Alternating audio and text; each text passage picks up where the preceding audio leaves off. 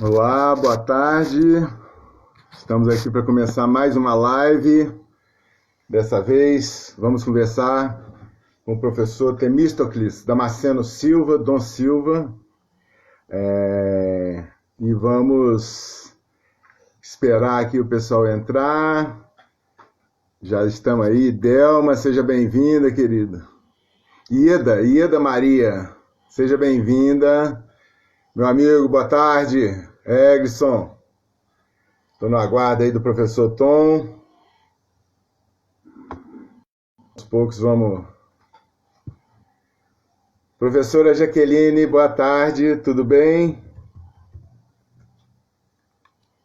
Só gente boa hoje. Leandro, boa tarde, Leandro. Vamos conversar hoje sobre gestão do esporte no setor público. Professor Temístocles Damasceno Silva, meu querido Tom Silva. Vamos aguardar aí, boa tarde, querido. Chamar o Tom aqui.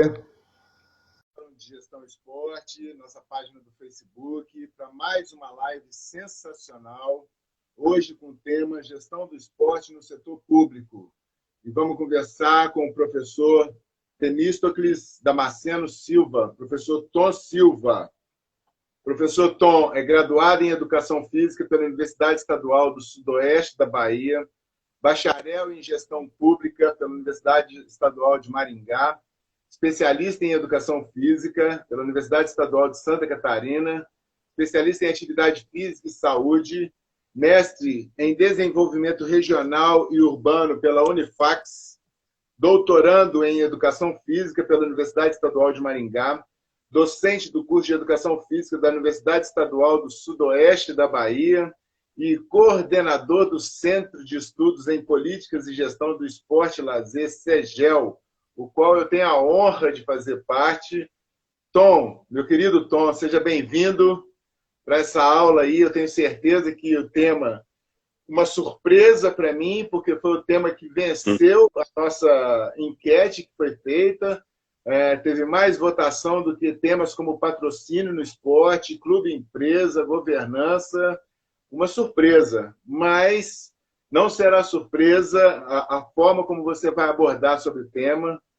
Me impressiona a cada dia ver o seu conhecimento, o seu nível de aprofundamento em relação a esse tema. A casa é nossa, sinta-se à vontade aí, com as suas primeiras considerações. Quero agradecer ao pessoal todo que está chegando aí. Tem muita gente boa aí, Tom. Viu? Muita gente boa. E quem tiver interesse, gente, pode mandar perguntas aí para a gente poder responder aqui. Já temos algumas que foram feitas antes mesmo de começar a live. E agora, Tom, suas primeiras considerações, meu amigo. Boa tarde, Luiz. Boa tarde a todos os acompanhantes aí do Fórum Gestão Esporte. Dizer que é um prazer imensurável, né? Poder participar do IMPA, dessa troca de experiências na área da política e gestão do esporte. Ao mesmo tempo, dizer que a gente, além de estar falando um pouco do que a gente sabe, a gente vai estar aprendendo com vocês, até porque o processo de aprendizagem ele é permanente e contínuo. Tom, eu sei que você tem uma ampla experiência prática nessa área de gestão do esporte no setor público. E eu queria, para a gente começar e para as pessoas entenderem de onde vem esse conhecimento seu sobre políticas públicas, eu queria que você desse primeiro, falasse um pouco da sua experiência profissional, sua trajetória profissional, vamos dizer assim, né? Passa um pouco para a gente, por favor, querido. Apesar do rosto jovem, né, vamos brincar, tenho, em média, 20 anos já na área. Adentrei em 2000 no curso de Educação Física. Foi quando eu tive a oportunidade de nos primeiros semestres, começar a participar de projetos esportivos, né, voltado à população vulnerável. E, consequentemente, eu acabei construindo uma carreira dentro da gestão. Então, foram, em média, 3 anos de estágios nessa área, com orientação de profissionais, é claro. A partir do momento que eu concluí a licenciatura em Educação Física, eu recebi um convite para coordenar um programa federal chamado Segundo Tempo, aqui no município, que contemplava 4.000 crianças e adolescentes e tinha um corpo técnico de 84 profissionais sobre a minha tutela. E eu, recém-graduado, assumi essa missão, foi bastante significativa. A gente aprendeu, a gente errou e cresceu juntos, né? Ao término do projeto, recebi outro convite para coordenar a chefia de esporte educacional do município, no sentido de trabalhar com projetos voltados ao esporte educacional, jogos escolares e outras atividades correlatas. Concluindo essa fase, eu galguei mais um degrau dentro da gestão esportiva, que foi assumir a diretoria de esportes do município.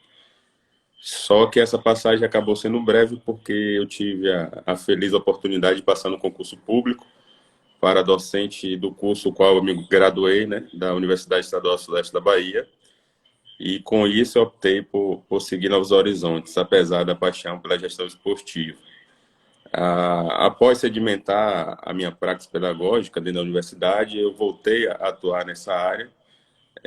Passei um tempo como delegado da Federação Baiana de Futsal, né? Também tive um contato direto com a Federação Baiana de Esporte Universitário, onde temos a parceria muito forte e coordenamos a parte acadêmica, né, em relação aos Jogos Universitários Baianos, e o ano passado coordenamos os Jogos Universitários Brasileiros com apoio de outras entidades representativas do setor do ensino superior. Então, a gente tem um pouco de experiência, claro que a gente não sabe tudo, a cada dia a gente aprende um pouco mais, e isso tudo me levou ao processo de formação continuada. Eu percebi a importância de pensar que sem um conhecimento técnico-científico a gente não vai muito longe. Aí eu busquei o aprofundamento, né? Eu fiz o caminho inverso, a maioria faz mestrado, doutorado para galgar um horizonte dentro da academia. Eu primeiro entrei para depois ampliar o conhecimento na área, e aí eu optei por um curso que pudesse me dar sustentação para a análise das políticas públicas. E aí vem o mestrado, nesse sentido, que foi em desenvolvimento regional urbano, e eu tive acesso a pressupostos teóricos da área da economia, da sociologia, da própria geografia, que foram fundamentais para a gente entender que a política pública é multidisciplinar. E, consequentemente, eu optei por cursar o doutorado no epicentro brasileiro do ponto de vista da referência em relação à análise da política pública, que seria a Universidade Estadual de Maringá, com o professor Fernando Serra Pravo, que considero, né, na minha opinião, a principal referência na área hoje. E, com o passar do tempo, com certeza, ele vai estar entre as principais referências mundiais. E tudo isso me levou a entender a importância da relação do campo acadêmico-científico com o campo político-burocrático, né, que é justamente a tese do meu orientador, o Fernando, que aponta essa necessidade contínua de estabelecer essa relação no processo de planejamento, monitoramento e a própria avaliação da política esportiva. Então, toda essa experiência aí nesses 20 anos tem mostrado as lacunas que existem na área e as possibilidades também que a gente pode trabalhar pensando no futuro melhor para a gestão esportiva brasileira. O que você está especificamente estudando agora no seu doutorado, Tom? Fala um pouquinho para a gente de onde veio essa... As especializações eu optei pelas análises da política esportiva no âmbito municipal, e nesse momento eu estou analisando a política estadual, né? Mais especificamente a política esportiva do estado da Bahia, onde eu tenho analisado a formação da agenda para o esporte em governos com representações político-partidárias distintas. A ideia é perceber se existe um padrão de comportamento da política esportiva, independentemente da bandeira político-partidária. Eu estou em processo de conclusão, devo defender até o início do ano que vem o doutorado, e isso me levou a novos horizontes, né? A gente tem transcendido a lógica municipal, que é o carro-chefe do grupo que eu coordeno, e hoje a gente tem enfrentado nossos desafios na área das análises estaduais. Deixa eu comentar aqui, temos a honra de ter aí nosso querido Paulão do vôlei, nosso campeão olímpico, a presença dele, professor Eglisson Toledo, professora Jaqueline Patatas, professor Eric Ávila, muita gente do grupo de estudo do CEGEL, a turma toda, muito obrigado aí. Carolina Monassi. É um prazer. Tom, eu vou fazer aqui duas perguntas para você responder, que eu coloquei em enquete dentro Uhum. para o pessoal deixar algumas perguntas. Então, o Floorball de Campinas, quais são os objetivos comuns na parceria entre entidades esportivas e poder público? Eu pensei em delinear a minha fala com base no modelo do ciclo da política, né? Na perspectiva da gente tentar organizar uma sequência de pensamento e facilitar a compreensão do ponto de vista didático-pedagógico. E você encaminhou essa pergunta junto com a do Wagner também, que elas vão ser, eu vou antecipar um pouco o ciclo, mas elas se enquadram nessas etapas. Então, acredito que antes mesmo da gente tentar perceber em que medida há relação entre esses interesses, estabelecer um diagnóstico precisa de quais são esses interesses. O campo científico ainda brasileiro não deu conta de fazer essa diagnose para a gente perceber em que medida esses interesses se aproximam e se distanciam. A gente tem muitas ações preditivas, né, ético-normativas do que deveria ser ou do que é, mas não necessariamente que explicam a realidade de maneira mais profunda. E alguns estudos inovadores na área têm mostrado pressupostos interessantes que a gente precisa levar em consideração. Vou trazer o exemplo da tese da professora Alessandra Mendes, lá da Universidade Federal do Paraná, em que ela aponta o grau de envolvimento da classe política, né, especificamente da Câmara Legislativa Nacional, onde a gente tem quase a metade dos políticos propondo emendas parlamentares para o setor. Então, assim, a gente precisa diagnosticar quais são essas emendas, quais os interesses que estão envolvidos nisso, quem são as entidades que participam enquanto grupos de interesse. Historicamente, a literatura aponta que há uma visão mais particular do esporte de rendimento, onde se galga todo e qualquer recurso voltado para o setor esportivo. E aí, tentando concluir a pergunta, eu acredito que a gente tem primeiro passo, enquanto primeiro passo, fazer esse diagnóstico desses interesses, mas como hipótese, para eu não cravar uma verdade absoluta, eu percebo que os grupos de interesse correlatos ao esporte de rendimento são muito mais articulados do ponto de vista político, do ponto de vista administrativo, são muito mais engajados, se a gente pensar na questão da estrutura jurídica, da estrutura administrativa em relação à necessidade de se trabalhar com a máquina pública do que outros segmentos da área. E com isso acaba prevalecendo, de fato, interesses de um grupo específico, sendo que o esporte ele é polissêmico, ele é multifacetado, mas que se a gente for fazer um peso no campo político, ainda tem muito a ser feito em relação a essa estruturação, né? A gente percebe assim, infelizmente no meu município se apoia apenas o clube profissional.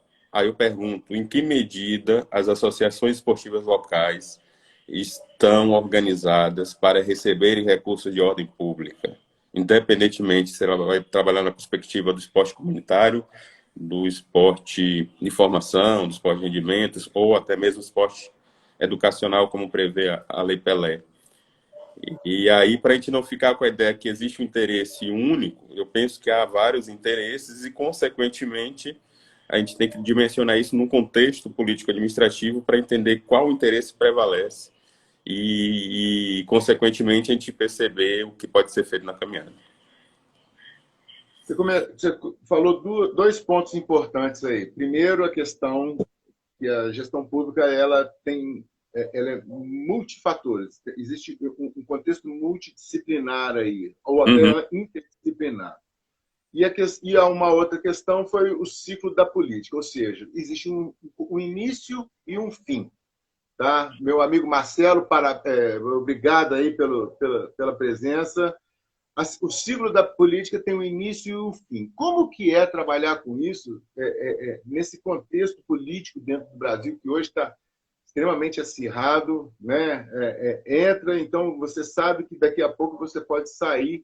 Então Uhum. o trabalho ele não muitas das vezes não dá nem continuidade. Fala um pouquinho para a gente como que é trabalhar nessa pressão aí de tempo. Eu acredito que a sociologia, especificamente a sociologia política, dá subsídio para a gente compreender essa realidade, né? Existe parte da literatura que dá um peso muito grande ao agente, como se ele fosse o único protagonista do processo, né? Passando pela premissa de uma lógica racional, de maximização dos resultados consequentemente, a política aconteceria apenas por, por, por, a, por alocação de prioridades, né? E mensuração dos custos-benefícios. Mas a gente precisa entender que existe uma perspectiva da racionalidade limitada no Brasil. O que seria isso? Se a gente for pegar os estudos que tem de perfil de gestor na área, a grande maioria não tem a formação inicial e permanente que dê subsídio para entender tanto da lógica da gestão esportiva quanto da lógica da gestão pública, né? Como seria o trato com a máquina pública. Quando eu falo trato, eu estou falando de processo licitatório, eu estou falando de alocação e execução de recurso orçamentário na FDL, que é a função de esporte e lazer. Estou falando de ação intersetorial, que pode ser estabelecida com outras secretarias. Então, são infinitas possibilidades que demandam para um gestor esportivo que a gente parece que o Brasil está na contramão disso. Então, essa logística ela precisa ser endossada, mas ela não é o único caminho. Paralelo a isso, tem a questão da estrutura, que deve ser levada em consideração.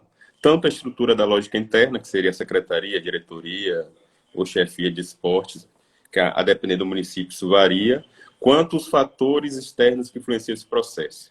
A dinâmica política, né, a percepção da população acerca dos problemas esportivos. Então, tem um conjunto de variáveis que infelizmente, não é levado em consideração na tomada de decisão e aí acaba gerando o que a gente chama de ideia fora do lugar, né? Se pensa uma política, mas na prática se faz outra. O Rio do Pinheiro está desejando boa tarde aí, mandando um abraço para você. Ele pergunta se a saída para o esporte não seria um investimento na base de todas as modalidades para termos bons resultados. Obrigado pela pergunta, Hildo. Eu vejo que é uma possibilidade e não a possibilidade. A gente tem que lembrar que o Brasil tem uma dimensão continental e que um fator de prejuízo é entender que o problema público é uma construção social, né? Ele é inerente de valores, normas, crenças que vão influenciar a tomada de decisão. Então, por isso a importância dessa diagnose. Vamos dizer que vocês que estão acompanhando a gente, né, assumam a Secretaria de Esportes a partir do ano que vem. Primeiro passo é pegar um papel e a caneta e colocar lá quais são os meus valores, minhas crenças, o que é que eu acredito em relação ao esporte, o que é que eu pretendo fazer para com a política esportiva municipal a qual eu estou assumindo a gestão. Com base nessa prerrogativa, pensar nas alternativas possíveis, que também não dá para transpor do exterior ou até internamente, né, de um estado para o outro, uma prática que deu certo no local que pode não dar por N fatores, pela adesão social, porque cada local tem um comportamento distinto. A gente vai ter sociedades que têm um caráter mais de dependência tutelar, que acreditam que o Estado deva ofertar toda e qualquer ação esportiva. Teremos, e estou falando de Brasil, teremos estados que pensam numa lógica mais público-privado, das parcerias que cai na pergunta anterior, né? Das entidades estarem fazendo parte da política esportiva acontecer, junto com a concessão estadual. E vai ter regiões onde a lógica é muito mais da participação mínima do Estado, onde os entes privados vão prevalecer. Então, como estabelecer um padrão comum brasileiro, sem levar em consideração essas percepções e essas alternativas regionais? Claro que a gente precisa ter uma diretriz, mas isso ainda está, ao meu entender, está longe por um equívoco básico, a falta de diálogo. A gente acaba no meio esportivo fazendo as coisas de maneira centralizada, né? Verticalizada, e aí a gente acaba perdendo a grande oportunidade de trocar experiências com muita gente que tem feito a política esportiva acontecer e por uma questão de vaidade, ego, e isso se dá no meio acadêmico, se dá na implementação da política pública, talvez seja um grande problema da administração pública brasileira para a gente pensar em soluções. Antes de você falar um pouco da questão da formação, formulação, das nuances das políticas públicas, Você comentou aí da questão multidisciplinar, né? Ou Aham. até interdisciplinar, que é uma característica do setor público. E você, durante o seu doutorado, você fez um curso de gestão do conhecimento. Uhum. O seu intuito foi realmente se aprofundar mais em como lidar com essa situação, porque é uma coisa extremamente complexa, né? São várias áreas de atuação dentro de um ambiente para tomada de decisão. Então, e essa é a minha área, então eu estou te perguntando exatamente por causa disso. Como que você saiu desse curso? Qual foi a mudança que você viu em relação à utilização da gestão do conhecimento como uma ferramenta para a gestão do esporte? No caso, do setor público, né? Na verdade, a gestão do conhecimento foi uma das disciplinas do curso de bacharel em gestão pública que eu tive a oportunidade de fazer lá na Universidade Estadual de Maringá. É, essa ideia nasce da fragilidade, né, dos agentes em relação à compreensão holística da máquina pública, né, de como funciona a estrutura administrativa brasileira. E dentro dessa sede do conhecimento eu percebi a importância de obter esse tipo de informação e aproveitei a janela de oportunidade que a universidade no momento estava ofertando. É um curso técnico de nível superior que oferta vários conhecimentos sobre a máquina pública, desde o processo licitatório, auditoria, controladoria. A gestão do conhecimento é uma das prerrogativas do curso, e eu pude perceber o quanto a área de educação física ainda está distante da compreensão da lógica da gestão esportiva, ou da gestão da saúde, ou da própria gestão educacional, que é o carro-chefe da educação física, se a gente for pensar aqui em uma alocação estrutural. E a gente acaba, seja por negligência, imperícia, imprudência, caindo no que eu chamo da circularidade das ideias, né? A gente estabelece uma verdade absoluta dentro do campo científico, a gente cria toda uma estrutura para dar vazão àquilo e desconsidera o princípio básico da ciência, que é o conhecimento provisório. E a todo momento ele vai ser colocado em xeque.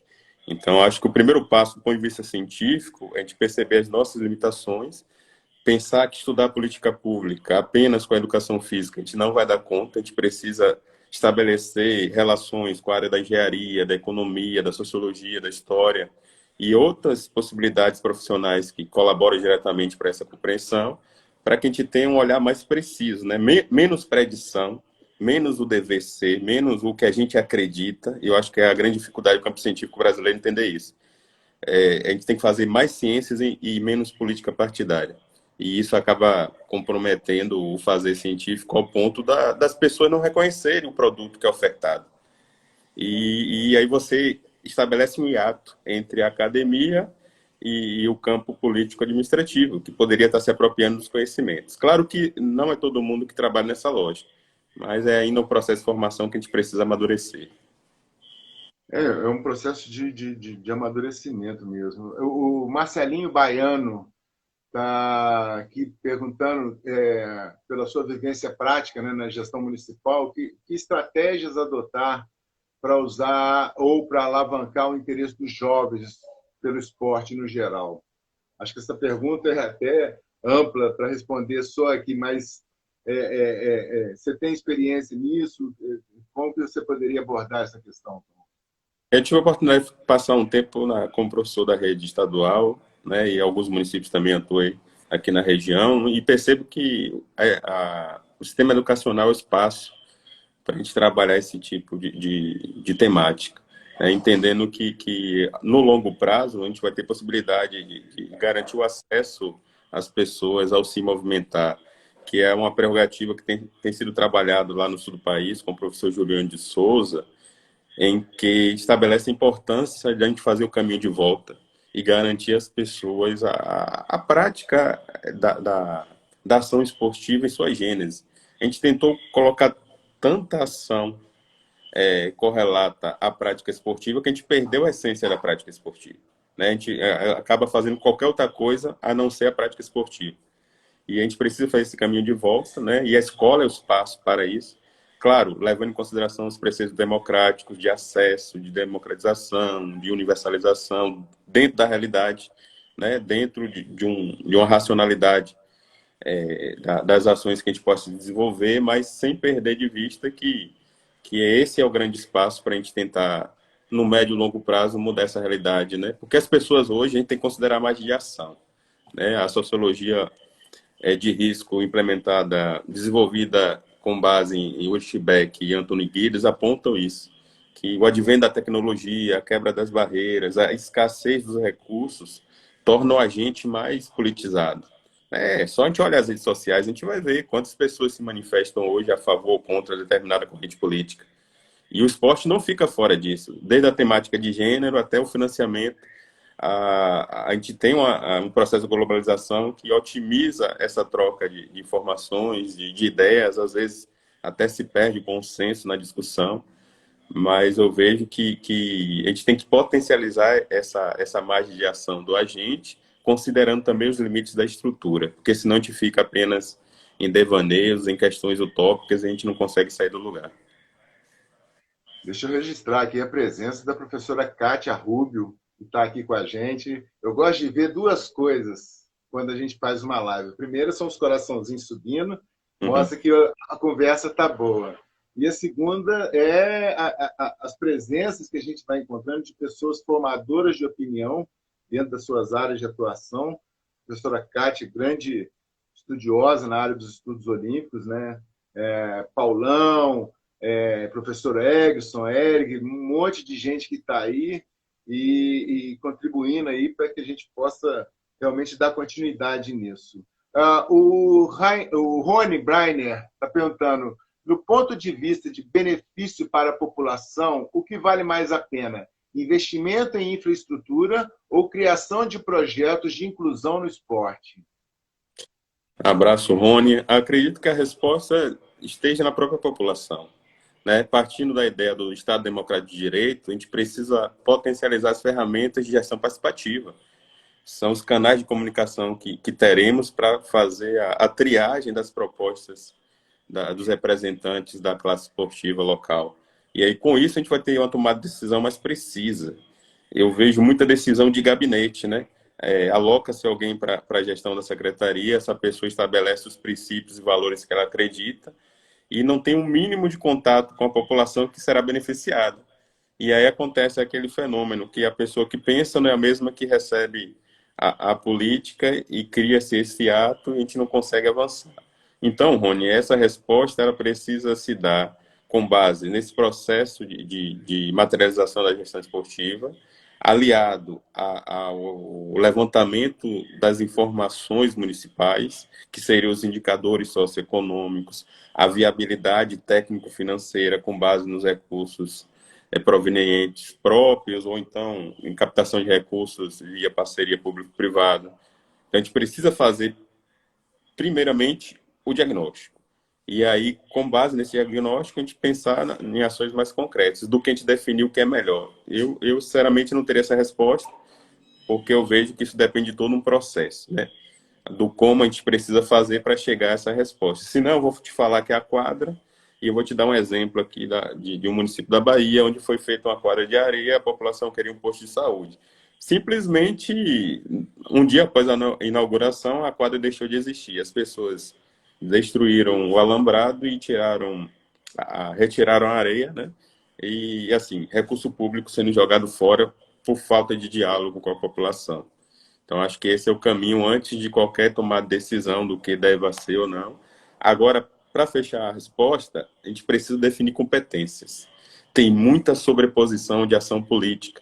Aí você vê o município, o Estado e a União construindo espaços, equipamentos esportivos. O município, o Estado, a União garantindo bolsas de fomento esportivo. E a gente se faz tudo e não se faz nada. Então, eu vejo a necessidade da sistematização das competências para poder otimizar. Vamos pensar num tipo ideal weberiano, onde a gente tem a União fomentando a correção das desigualdades, né? Que é a prerrogativa constitucional da União é essa. Os estados fomentando os espaços de equipamentos, os municípios ocupando esses espaços com programas e projetos. Acho que facilitaria bastante a logística da gestão esportiva brasileira, mas isso ainda é um sonho a ser alcançado. Dentro daquele ciclo que você falou, e eu me impressiono assim, com a riqueza que é estudar gestão do esporte, eu acompanhando os encontros lá do grupo de estudo do CEGEL, eu vejo a riqueza que é, quer dizer, tem o que os governantes propõem, né, dentro das candidaturas, são analisadas diversas nuances dentro desse processo, e dentro desse ciclo político tem a questão da formação da agenda, a formulação da política, tomada de decisão, implementação, avaliação. Como que é feito isso dentro desse período de 4 anos? Como que a gente pode entender melhor? Eu, por exemplo, eu tô buscando, porque eu comecei a estudar ano passado, na verdade, políticas públicas. A minha área sempre foi voltada para o treinamento esportivo, e hoje eu percebo o quanto eu deixei de ganhar me aprofundando mais nisso antigamente. Para a gente entender como que funciona esse ambiente na política para fazer toda essa questão da criação das políticas públicas. Porque é complicado, né? Primeiro você formar uma agenda, depois formulação da política, depois tomada de decisão, implementar um trabalho, avaliar dentro do ambiente público, não é uma coisa muito fácil. Como que a gente pode entender melhor isso aí, Tom? Primeiro a gente tem que situar, né, no tempo e no espaço, essa questão do conceito de ciclo, que vem lá da sub-área de políticas públicas, que está alocada na ciência política, como uma tentativa de organizar o pensamento para a gente entender. Não que isso se aplique na realidade de forma linear, que as coisas aconteçam assim, não, primeiro a gente forma agenda, depois implementa. Tem outras correntes que apontam que esse Acho até processo... importante você falar um pouco sobre cada um desses tópicos, né, para a gente... esse processo é muito mais difuso, né? Se a gente for pegar a teoria do Herbert Kane, que é a lata de lixo, a gente vai ver que as soluções dos problemas estão lá na lata de lixo, o gestor escolhe o que ele acha interessante e aplica. Mas, do ponto de vista didático-pedagógico, enquanto a aplicabilidade da gestão esportiva, é interessante a gente pensar nesse ciclo para a gente tentar entender qual é o nosso papel perante a cada etapa, né? Vamos pensar que a gente está adentrando no processo eleitoral municipal. E aí o primeiro passo é definir as plataformas de governo. Então, aquelas pessoas que têm interesse em galgar um acesso à cadeira de secretário de diretor de esportes, né, em seus determinados municípios, precisam, a partir de agora, se aproximar dos candidatos que vocês entendem como potencial, para estabelecer uma relação mínima em que se defina, né, em que se estabeleça uma percepção do problema e, ao mesmo tempo, se defina alternativas para o setor. Esse é o primeiro passo, que a gente pode chamar de areia pré-decisória, pensando na formação da agenda. E aí tem um problema grave no Brasil, que isso praticamente é uma letra morta. A gente tem feito análise das propostas de governo, vou te dar alguns exemplos, né? Os 20 maiores municípios da Bahia, basicamente, independentemente de corrente ideológica, é bom falar isso, a corrente ideológica tem sido usada no campo esportivo, que é o que a gente estuda, apenas como um pano de fundo, mas na prática há uma consonância das propostas voltada a apoio a programas e projetos, que é aquela velha barganha política durante o processo eleitoral. Você garante o meu voto e, consequentemente, eu garanto o apoio ao teu projeto esportivo, à tua escolinha. Eu mantenho a lógica de almoxarifado da secretaria e apenas distribuo bolas e redes e etc. Então, esse é um momento importante de quem tem interesse de ou colaborar ou se inserir nesse mundo da gestão esportiva pública, se aproximar dos agentes políticos, gostando ou não, é um processo necessário, porque não há política pública apenas de ordem técnica, a gente precisa manter o equilíbrio entre o campo técnico e o campo político, para que a gente tenha um retorno significativo das ações planejadas. O segundo passo da agenda governamental é o seguinte: é garantir, após a eleição, que aquelas promessas de campanha sejam materializadas. E aí eu volto à fala anterior. O grande problema do Brasil é essa dissonância, que se prometem questões inatingíveis, né, do ponto de vista da lógica pública, para se ganhar a eleição, e depois que se ganha, você não consegue. Primeiro, porque a agenda é restrita, né? A gente tem que acabar com essa ideia de agenda infinita, de recurso infinito, que a gente não consegue colocar todas as pautas do esporte. Pensando na realidade dos municípios brasileiros, onde a maioria tem menos de 5% de orçamento para fazer a gestão, e eu não estou falando só do esporte, estou falando da gestão municipal, do ponto de vista do perfil discricionário, porque a maioria é verba carimbada e você não consegue avançar muito quanto política de governo. Aonde eu quero chegar? Então, a agenda governamental é o espaço de disputa de poder, não só da área esportiva, a saúde, a educação, a gente vai ter os stakeholders, os grupos de interesse, os grupos de pressão, influenciando a formação dessa agenda.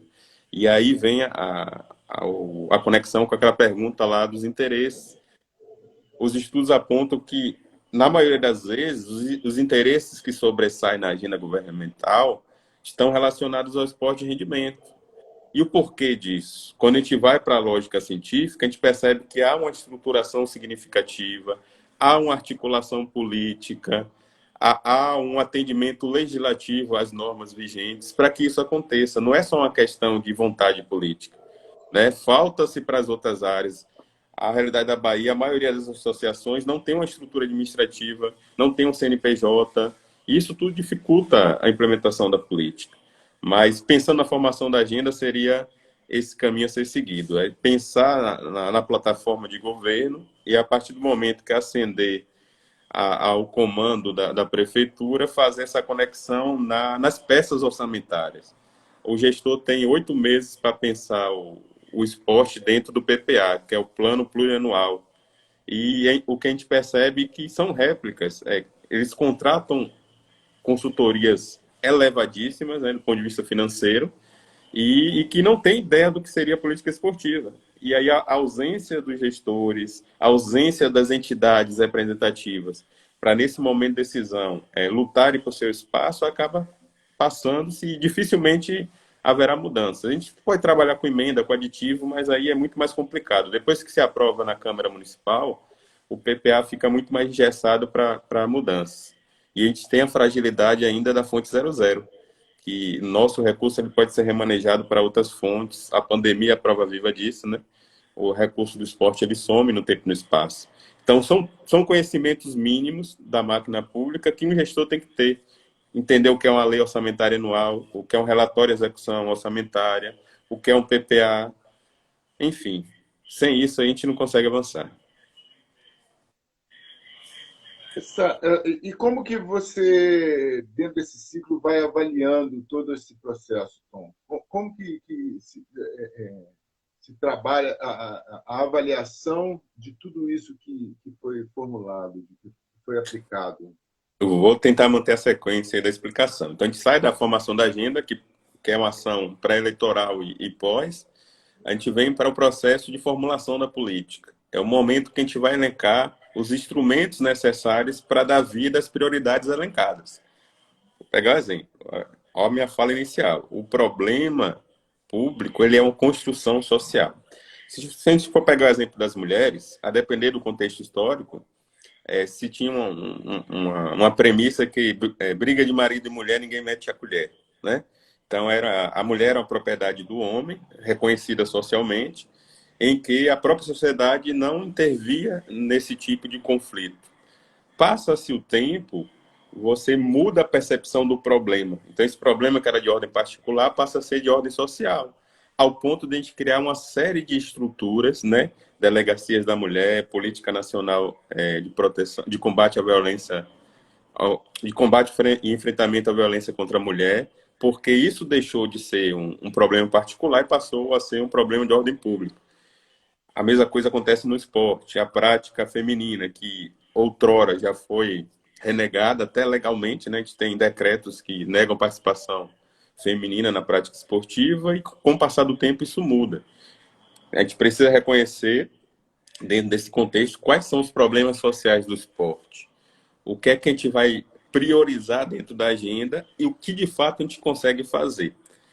Com essa sequência pedagógica, a gente vai elencar os instrumentos. Vou pegar um exemplo. Determinado município demanda de apoio financeiro às associações esportivas. Então, eu preciso criar uma lei de renúncia fiscal, né, com orçamento próprio, é um exemplo, uma possibilidade, para apoiar, para transferir recursos públicos para essas entidades esportivas. Ou eu posso elaborar um programa onde os empresários locais doem parte do seu lucro, e aí não é imposto, é o lucro obtido anualmente para o patrocínio das entidades esportivas. São possibilidades. Isso a gente chama de instrumento de política.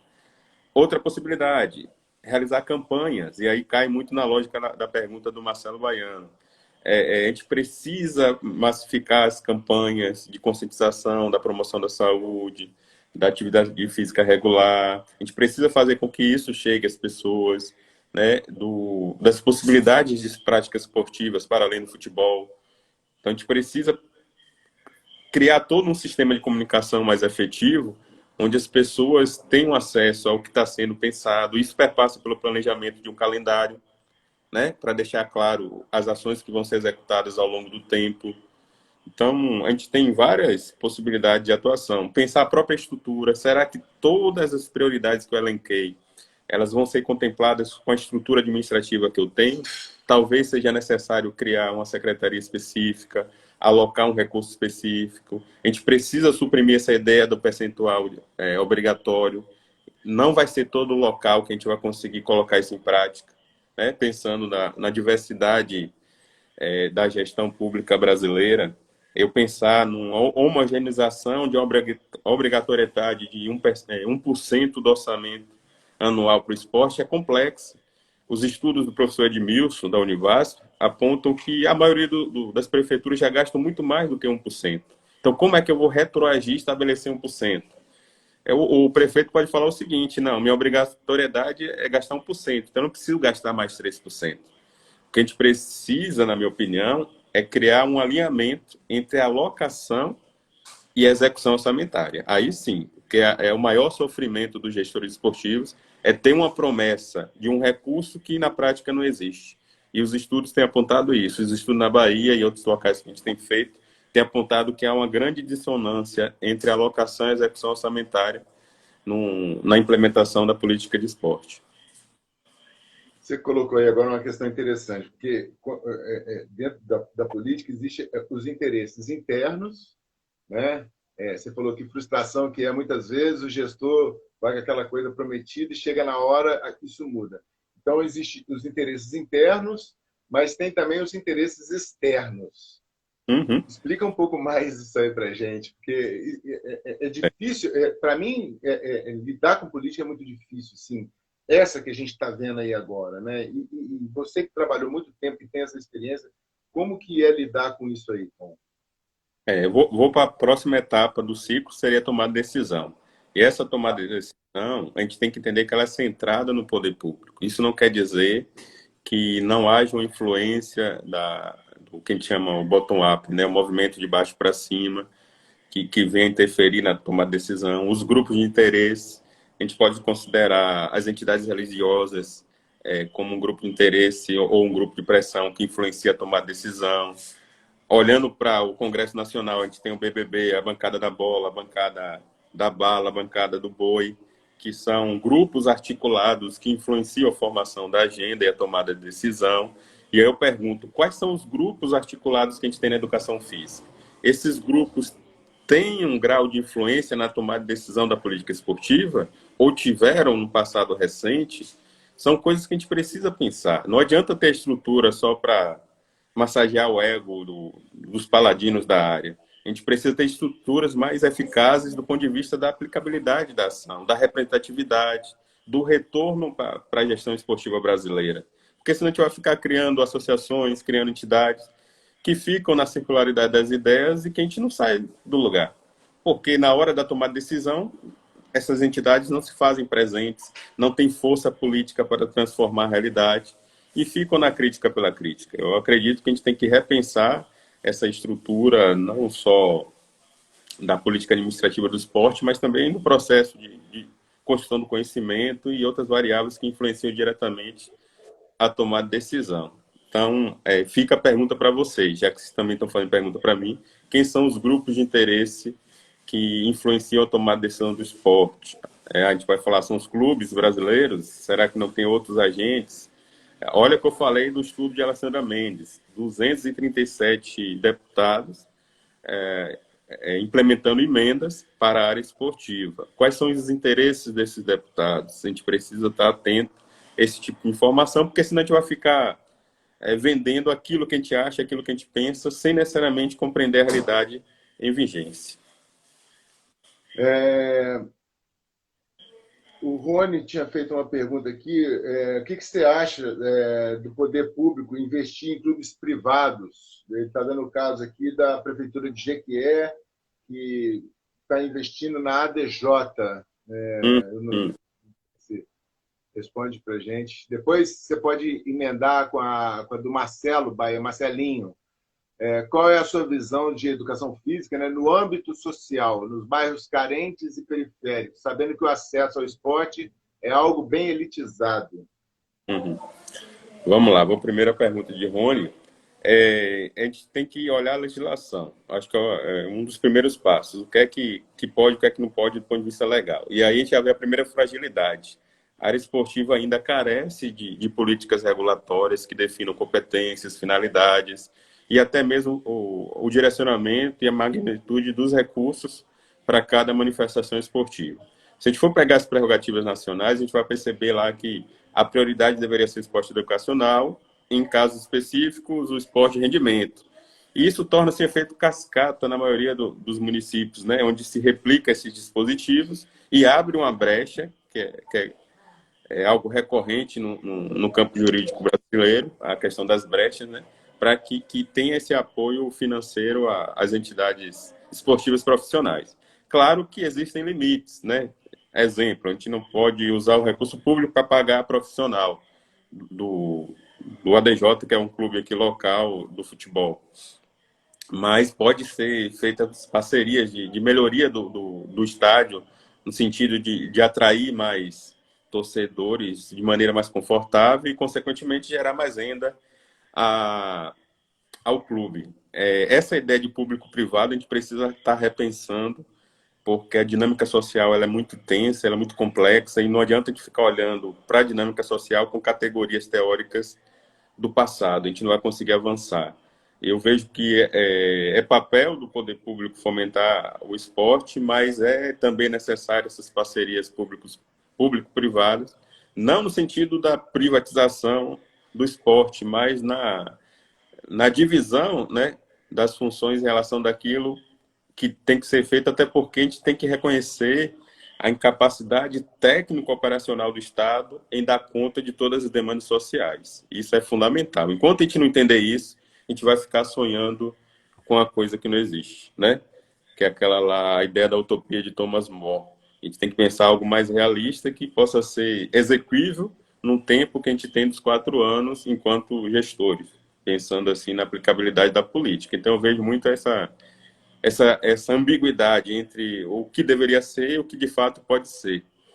Então a gente sentar para pensar o que é que a gente pode fazer legalmente em relação aos clubes profissionais que venham a atender aos anseios da população, né? Se houver a possibilidade de cruzar esses interesses. Se sim, ótimo, vamos trabalhar em cima disso. Se não, vamos primeiro identificar quais são os interesses da classe esportiva local. Porque senão a gente fica trabalhando com ideias abstratas sem necessariamente cravar pontos mais precisos. Desculpa, Luiz. Marcelinho. Marcelinho, eu entendo que assim, a educação física, né, pensando no contexto escolar, ela precisa garantir o acesso ao se movimentar. A educação física trabalha com movimento humano.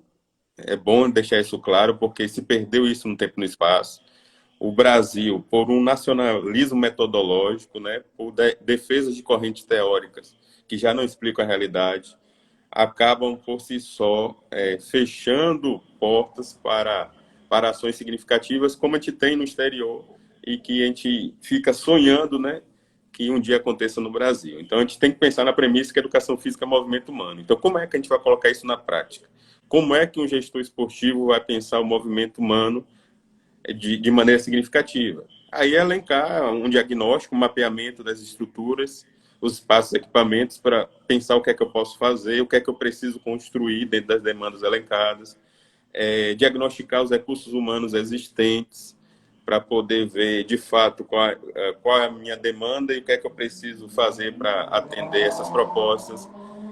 Também perceber que os indicadores socioeconômicos, eu vejo muita ideia fora do lugar dentro da educação física, né? A gente tem essa ideia mais, aí você implanta uma coisa que não tem relação direta com o que deveria ser feito. Então, acho que a gente precisa ter mais calma, pensar de maneira mais concreta. Não que a gente não deva dar assistência às regiões mais carentes, mas a melhor forma dessa assistência, para a gente não ficar apenas na promessa. E isso requer estudo, isso requer conhecimento técnico, um conjunto de variáveis para a gente atingir nossos objetivos. Eu acho que eu vou tentar ao máximo. Nós temos, semana que vem, 2 lives com o Vigílio Neto, vamos falar de mídia e esporte, e com o professor Eric Ávila, vamos falar sobre gestão do esporte militar. E depois disso, eu preciso, nem que eu tenha que dar uma parada grande, entrar, sair de vez do Instagram, porque o Instagram é cruel. O tempo do Instagram, eu fico aqui olhando o relógio aqui, preocupado que daqui a pouco ele pode cortar. Faltam 9 minutos, Tom. Se você tivesse que falar para a gente, hoje, olhando o Brasil com mais de 5 mil municípios, são 5 mil, né? Como que a gente colocaria o contexto das políticas públicas hoje no Brasil? Em que patamar de maturidade a gente poderia dizer que a gente se encontra hoje no Brasil? Porque são tantas coisas, é impressionante ver falar, porque eu me admiro muito, porque é um conhecimento muito aprofundado e infelizmente, nós não temos muita gente assim no Brasil. Então, se você tivesse que falar um pouco hoje do nível de maturidade da formulação de políticas públicas, né? Enfim, desse contexto todo, o que você poderia colocar para a gente em relação a isso, Tom? Eu percebo que ao longo da história a gente vai ter diversas ações, sejam positivas ou negativas. A gente tem que dar o peso, né, conforme a análise, para também não ficar no preditismo de que tal momento foi melhor ou pior.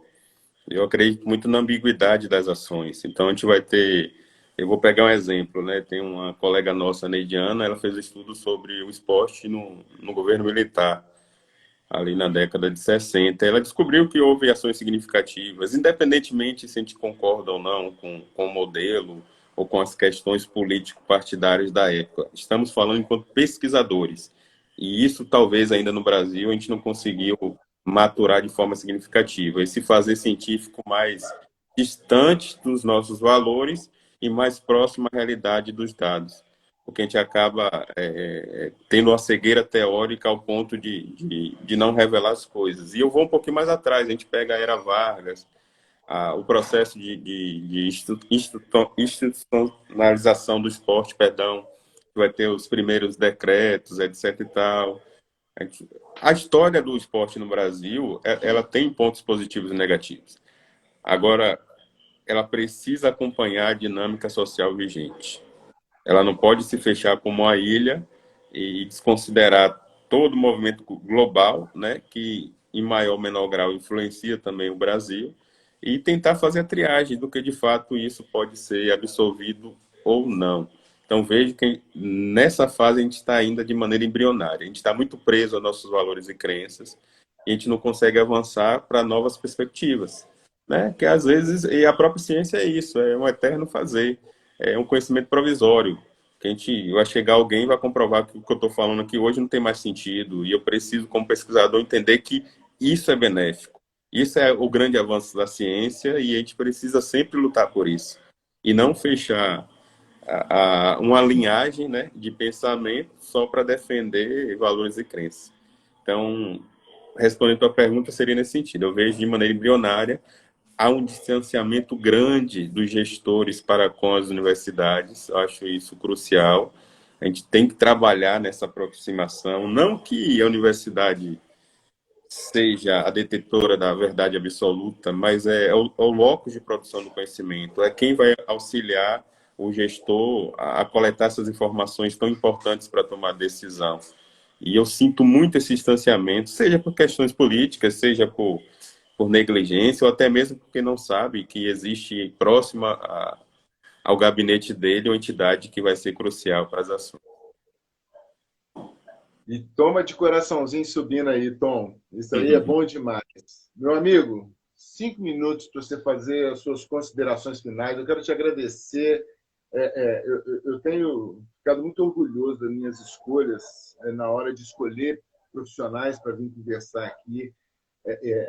Ao mesmo tempo que é muito bom, muito enriquecedor, a gente tem aquela obrigatoriedade de manter o nível. E eu tenho que te agradecer pela qualidade que você deu essa conversa aqui. Para mim, principalmente, foi enriquecedor, porque é um tema que eu estou buscando ainda um conhecimento que eu não tinha. Então, quero te agradecer e queria te pedir, agradecer ao pessoal todo que apareceu aí para conversar, para participar com a gente, as participações. Eu deixo aí à vontade para você fazer as suas considerações finais, Tom. Eu que agradeço a oportunidade, mais uma vez, de estar socializando um pouco do que a gente tem aprendido aí ao longo do tempo. E reforçar a importância, né? Aqueles que estão aí na ponta do iceberg da gestão esportiva brasileira, que pensem principalmente na essência da democracia, que é estabelecer canais de gestão participativa, fóruns, audiências, conferências. Procurem ouvir a população de vocês, procurem levantar as prioridades diretamente com a população. Claro que a gente não vai atender tudo, lógico. A gente vai pegar essas informações e tentar sintetizar em um plano municipal em que a gente possa fazer algo mais significativo. Então, acho que é o grande legado que a gente pode deixar, esse exercício da democracia permanente, né, no sentido de obter resultados mais favoráveis à gestão esportiva brasileira. Ainda tem aí 3 minutinhos, só para não perder essa oportunidade. Existe muita gente estudiosa aqui assistindo a gente aqui, essa conversa enriquecedora. Eu queria que você falasse um pouquinho do seu grupo de estudo que você coordena, do CEGEL, da Universidade Estadual do Sudoeste da Bahia. Eu acho que tem desempenhado um papel sensacional aí nessas pesquisas. O Centro de Estudos em Política e Gestão do Esporte e Lazer tem delineado várias pesquisas correlatas ao tema em questão, no sentido de tentar compreender mesmo como é que funciona a arena pré-decisória, como se dá a formação da agenda, quais os instrumentos de política que são alocados na tomada de decisão, quais as ferramentas de gestão participativa utilizadas pelos gestores, para a gente ter uma diagnose mais precisa. Infelizmente, as tentativas que tivemos até hoje de diagnóstico da política, na minha opinião, ainda não deram conta de maneira satisfatória de traçar uma realidade mais precisa. Há um movimento muito interessante do professor Fernando Mezzadri, né, o projeto, com o programa Inteligência Esportiva, que possivelmente no futuro próximo gerará bons frutos para os gestores, e deixo a dica aqui para vocês se aproximarem dessa perspectiva. É uma ferramenta fantástica que vai dar subsídio. Vejo o movimento Ceará também com o professor Raimundo, no sentido perdão, professor Emanuel Carneiro, no sentido de implementar o Observatório de Gestão do Esporte, que é uma tentativa de aproximar a academia da ponta do iceberg. Então, fica a dica aí, o CEGEL está aberto para quem tiver interesse, trocar experiências, produzir conhecimento. A gente está pegando a lógica da pandemia agora para fazer os contatos virtuais, e a gente está aí à disposição. Gente, muito obrigado. Falta 1 minuto. Foi conteúdo de qualidade do início ao fim essa conversa. Tom, mais uma vez, obrigado. Obrigado a todos que participaram aí. E terça-feira temos lá com o Vigílio Neto falando sobre mídia e esporte, pessoal. Obrigado de coração. Eu vou fechar aqui agora. Tom, beleza. Nota 10. Do CEGEL também. Muito obrigado, gente. Um abraço. Tudo de bom para vocês. Valeu.